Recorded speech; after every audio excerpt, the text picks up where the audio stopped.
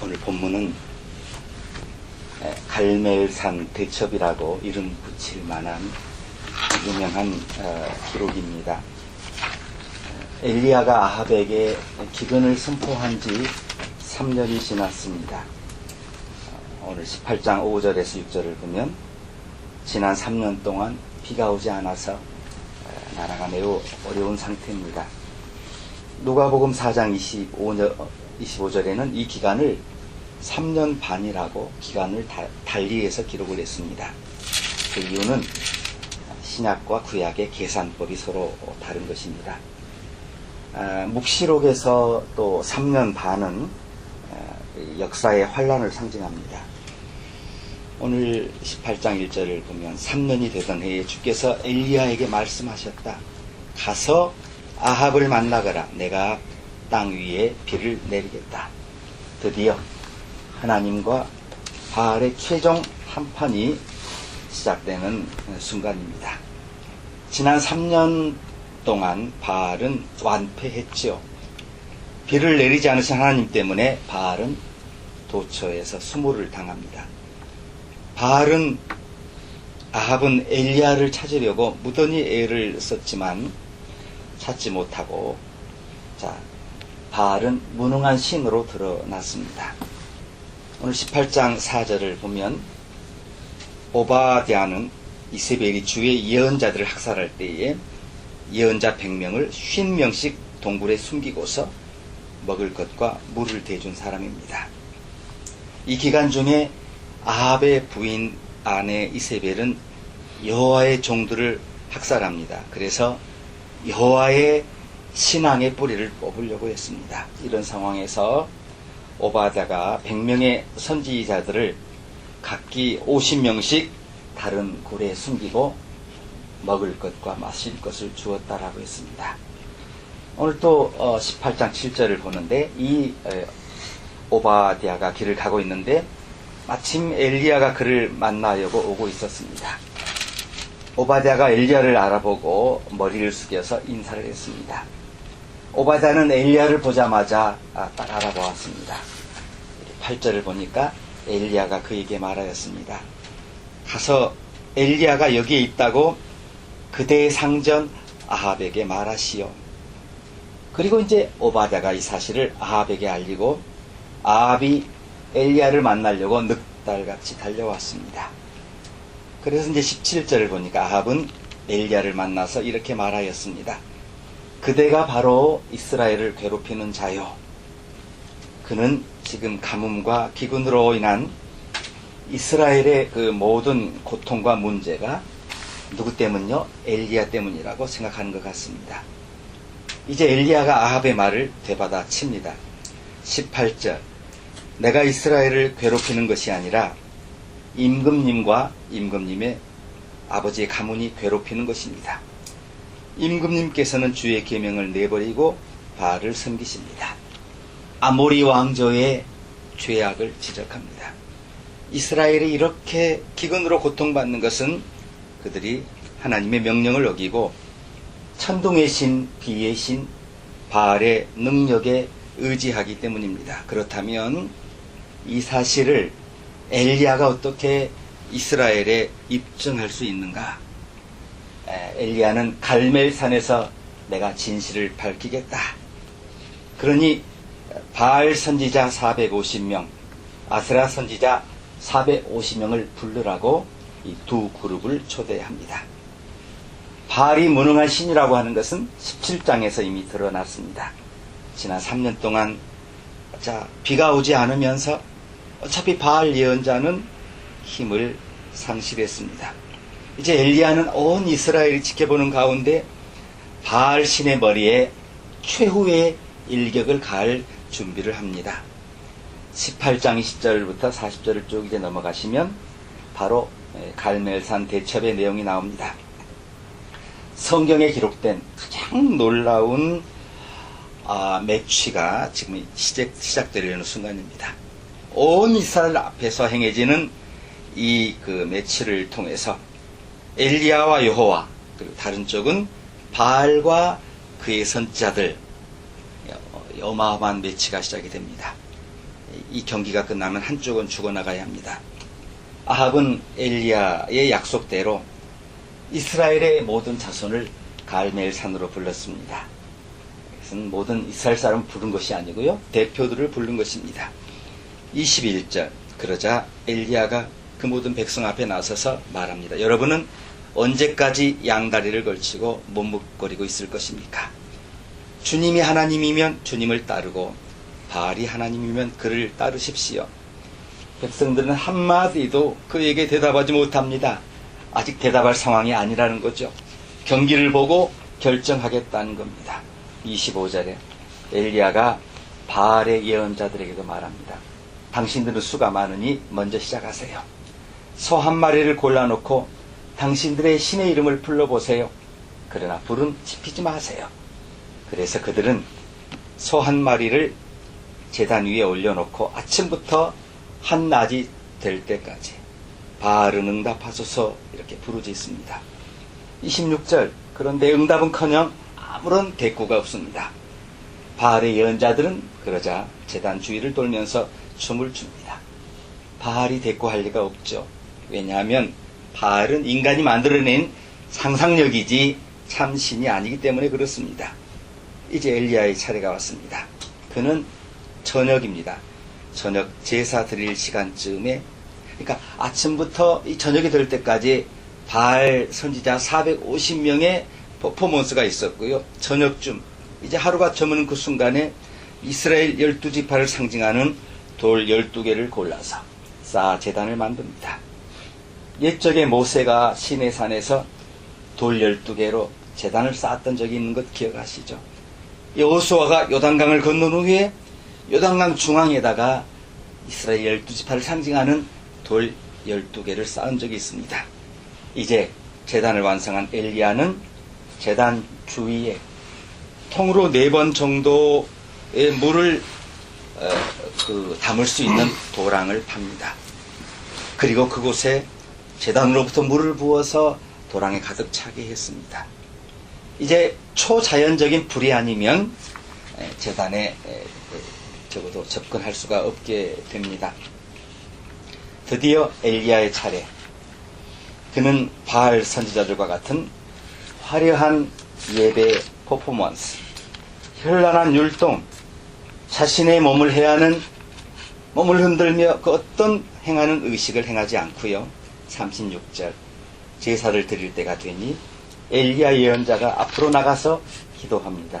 하나님, 주님이 이스라엘의 하나님이시고 나는 주의 말씀대로만 이 일을 하고 있다는 것을 저들이 알게 하여 주세요. 자, 이거 어떻게 저들이 지금 엘리야가 주의 말씀대로만 이 일을 하고 있다는 것을 알게 할 수 있다는 것입니까? 과연 이 진실이 신앙이 없는 저 사람들에게 전달될 수 있겠습니까?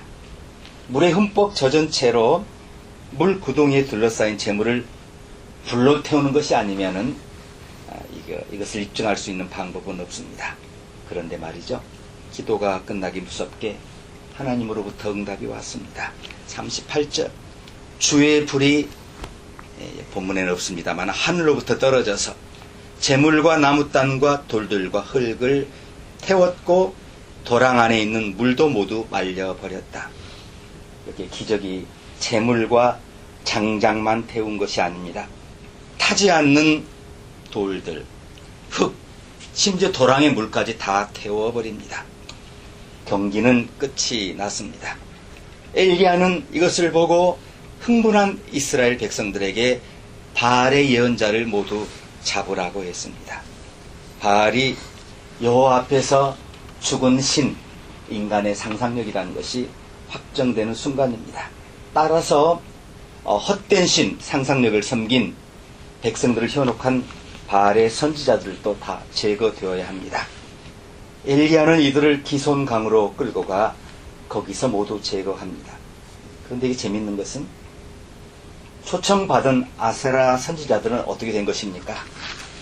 아세라 선지자 400명도 데리고 나온다고 했는데 이 사람들의 이야기가 전혀 기록이 되어 있지 않습니다.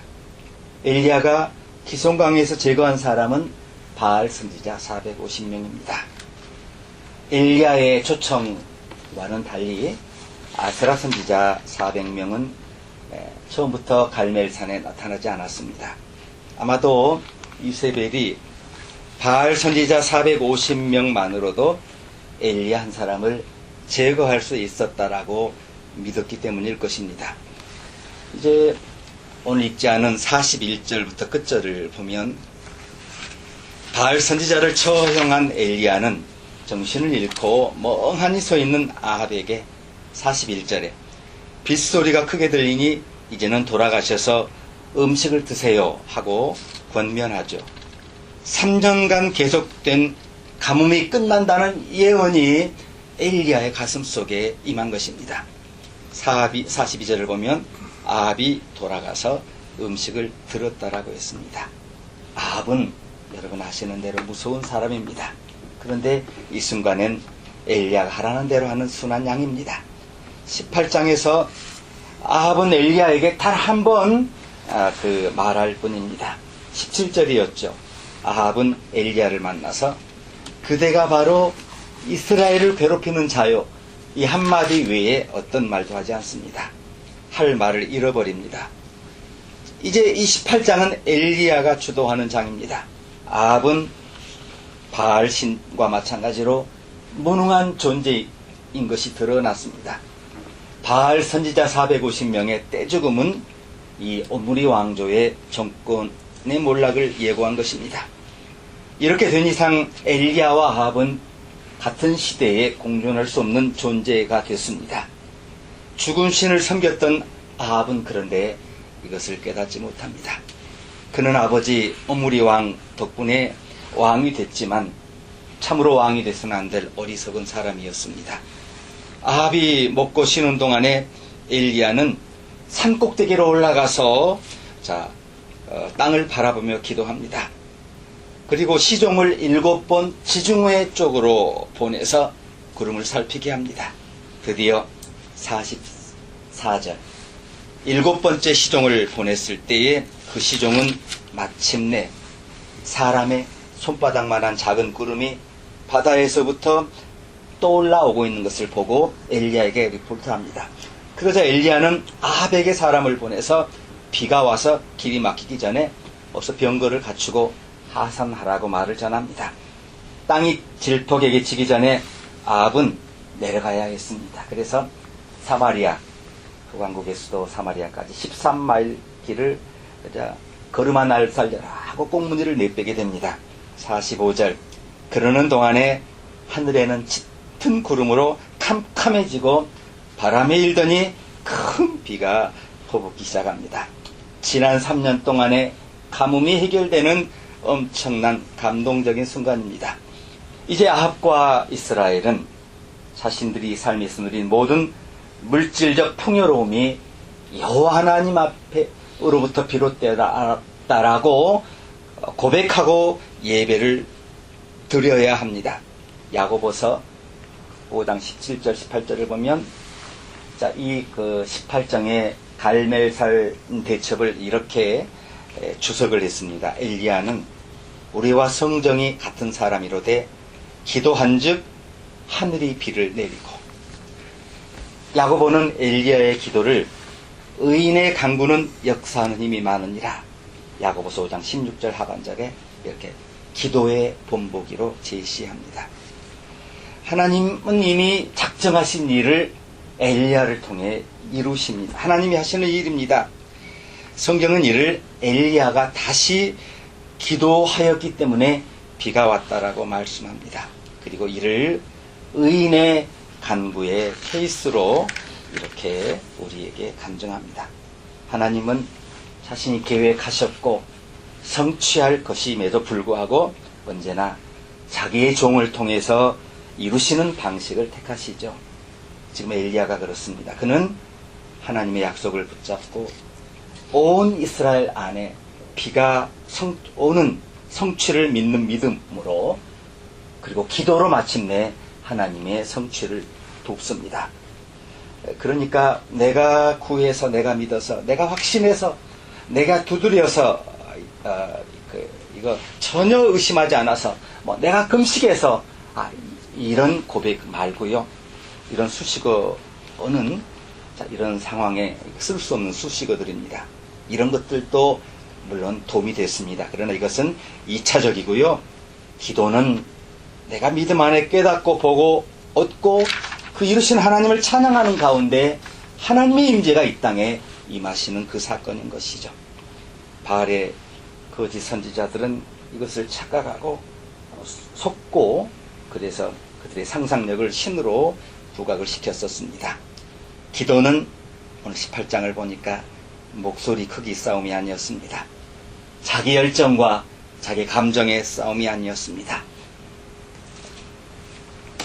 경험은 실제를 대신할 수 없습니다. 기도는 대상의 문제입니다. 누가 내 기도를 들으시고 응답하시느냐의 싸움이죠. 엘리야는 하나님이 일하시는 그 시간에 그 기도의 자리에 하나님의 임재가 임하는 그 자리에 무릎을 꿇고 하나님의 약속 성취를 돕는 종의 역할, 아브라함이 받았던 축복의 통로의 역할을 수행하였습니다. 사람의 손바닥만한 작은 구름을 그의 가슴 가운데 믿음으로 알아차리고 그것을 선포하는 역할을 했습니다. 하나님의 일하심을 믿고 이를 넉넉히 신뢰하면서 하나님의 임재가 이 땅에 임하도록 돕는 역할을 했습니다. 오늘 이것이 오늘 새벽 엘리야에게서 배우는 영성이며 우리의 삶 가운데 이 땅을 축복하는 방법인 줄로 믿습니다. 함께 기도하시겠습니다.